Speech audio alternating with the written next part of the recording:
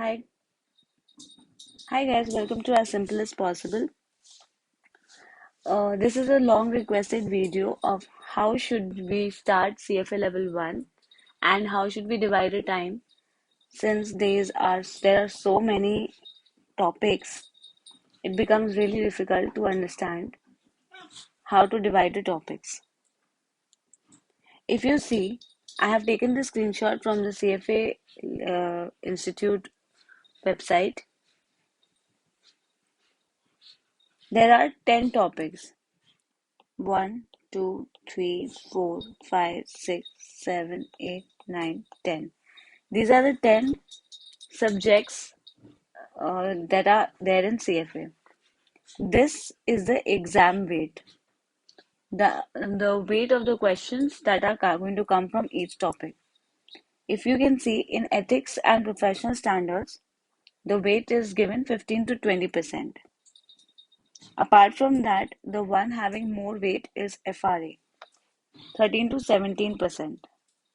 After that, equity and fixed income, they have 10 to 12%. I'll rank these according to their weights. Ethics 1, FRA 2, equity and fixed income 3, thereafter quants 4, eco 4, corporate finance 4, and the rest are 5. So these are the 5 categories I would say that you should first understand in CFA. Ethics and professional standards are completely theoretical. There are loads and loads of standards, loads and loads of questions. It's it's unimaginably impossible to actually cover the entire syllabus of ethics and professional standards. Even if you cover all the questions of ethics and professional standards that are given in the core book, even after that, the answer can be wrong. So I will suggest that you keep ethics for the last. Or you can do one more thing. You can study it on a regular basis. What you can do is you can cover 5 questions every day. If you do that, if you are a student who can study consistently with plans, then you can do this for ethics that you can study 5 questions every day.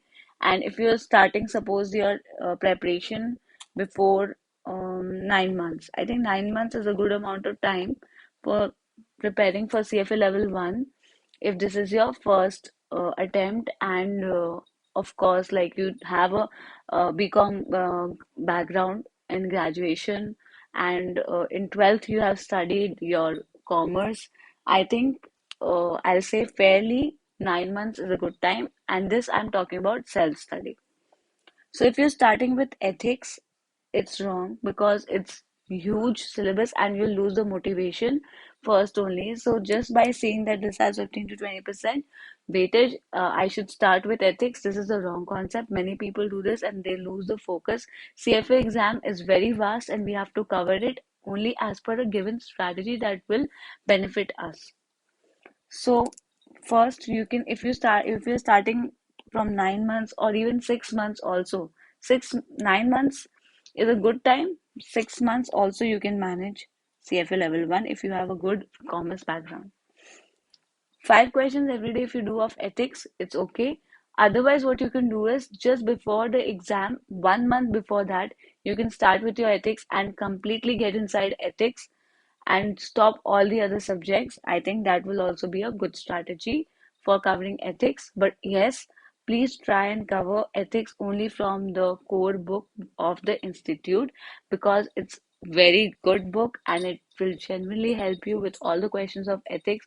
If you are studying with any other book that are given for CFA in the market, I'm not sure, but it did not benefit me. What benefited me was the core book only. I tried to study core book twice, and because I could I couldn't understand the concept of ethics because being an Indian student, it was a very new concept for me that we are going to study ethics of questions related to ethics. So it was very difficult for me to understand. So that is why I'm sharing my personal experience that ethics, you should always study from the core book, because once you study from the core book, you will feel confident. Initially, 200 questions you'll not feel confident. The next 100 questions you will feel confident. So what the idea is to keep going and not stop.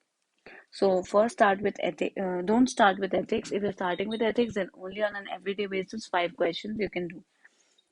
Next, what I will suggest is you should start with FRA, because FRA, we all know, it's related to commerce entirely. 12th accounts are there, and also college. If you have studied BCom honors, you'll get to know all the commerce FRA questions are from the books that we have already studied in the college and school. So FRA you can manage easily, and you'll see that you've covered a good amount of content also from the exam. So it's good to start with FRA. I will suggest, if you have a commerce background. If you have an eco background, you can start from eco. If you have a maths background, you can start with quants. So it depends on the type of background that you have. Start with one subject, complete it entirely, and only then move on to other subject. But I will suggest that I have seen that the students who are not from accounts background, they feel it really difficult to clear CFA level 1, because then it becomes difficult for them to cope up with the amount of weightage that FRA has. But I'll suggest that if you are going with CFA and you have a finance commerce background, you can easily clear CFA level 1 only if you are focused enough to clear it. So I'm making this video with the perspective of a commerce student. So FRA, you can start with FRA and you can clear it. You can finish it. I think in if you are giving a good amount of 2 to 3 hours every day, I think you can cover it in 1 month. FRA. Next, I'll suggest you should move on to the third category: equity investments and fixed income. Equity is easier, fixed income is a bit, I found it a bit complex. So I suggest what you can do is you can cover, after covering FRA, and while your ethics is going in the background, what you can do is you can complete equity in 1 month, and you can cover derivatives and alternatives both in 1 month. Though they have a less amount of content, they have also a less amount of time required, so you can easily cover this in 1 month. So we are done with our 3 months. I'm assuming you are covering ethics in the background, which is obviously a better strategy because ethics requires consistency. You can forget easily ethics. If you're starting at the last month, then it's okay, but I'll say then you can extend your this 9 months to 10 months if you are going to study ethics at the end. So 3 months we are over with.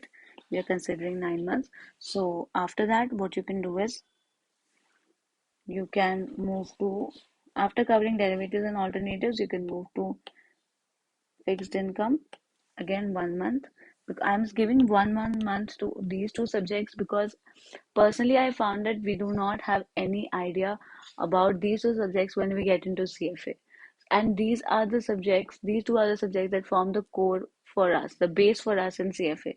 So if we lose our focus, what happens is in after CFA level 1, the content of these subjects, it keeps rising, and for these subjects it keeps falling.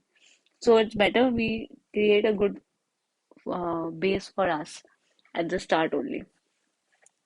So 1 month to these. So we are done with 4 months. I'll suggest you give quants and eco another 1 month. If you are a commerce background student, you are already knowing the eco that is given in CFA. You just need a good 10 to 12 days revision, and you're good to go with eco. You can easily cover all the other subjects from other market books if you don't want to study from core, or you can only do the questions from core for eco, I think it's more than enough.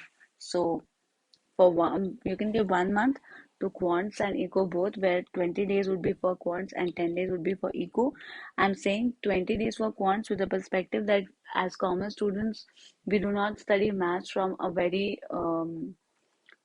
detailed perspective, and the maths that is giving quants that is given here is different. So I suggest you give 20 days to quants, and even if you're not able to grasp the questions of quants well, even I couldn't, but I passed CFA level 1 easily because of the other subjects that I was having confidence in. So it's okay. Do not try to be the master of like one thing, be the master of all the subjects, be the jack of all trades, and that would be better instead of being master of one, because CFA is about that. You, if you know 50% all the questions, that is better than knowing 100% of two or three subjects. So that is better for quants. Next, we are done with 5 months. We are remaining with 4 months, in which I suggest you give 1 month to corporate finance. It's very important, and I found that this really helps a person to pass. You can easily pass by studying corporate finance, ethics, FRA, eco, and equity, and portfolio management. So these are one, two, three, four, five. These are five subjects that are easy, and they have a better logic as compared to the other subjects. So I feel these are the five subjects for an average commerce student that can help to pass CFA level 1. So 1 month for corporate finance, and then we are left with, these are the 6 months that we have covered. 3 months are also remaining more. You can give 1 month to portfolio management. Obviously, 1 month is not required for portfolio management, but what you can do is you can divide that time to quants if you want. If you want to score better in quants, you can give more time, remaining time to quants, or any other subject where you feel you lag and you couldn't complete it. So you can do that. Here we have completed our 7 months. We are left with 2 months where you can only practice mock papers. So in 9 months, one can easily complete CFA level 1. By listening to this plan, I think for once might be a new student gets scared, but genuinely this plan is realistic plan because I have followed this plan, and this is why I could pass CFA level 1, because CFA level 1 does not require a person to know each and everything. It requires us to know little of everything. So it's better that we try to focus on our confidence areas and try to improve the areas that we're not confident enough in, and then we try to merge all it up and practice as much as possible for mock papers. That is why I've given 2 months to mock papers, because everything is about remembering and recollecting things. Also, one more suggestion, that whenever you are studying, and from the first day itself, not for ethics obviously, from the first day itself for the remaining subjects, what you can do is you can prepare a formula sheet where whatever formula you are getting, please note it down, so that what happens is, formula sheet is very important. I used formula sheet for CFA level 1 exam, and it really helped me. So formula sheet is very important. Keep revising that formula sheet. So this is all about this video. I hope you found the video useful. Please do comment, share, and subscribe the channel. It will really motivate us. And of course, thanks for watching.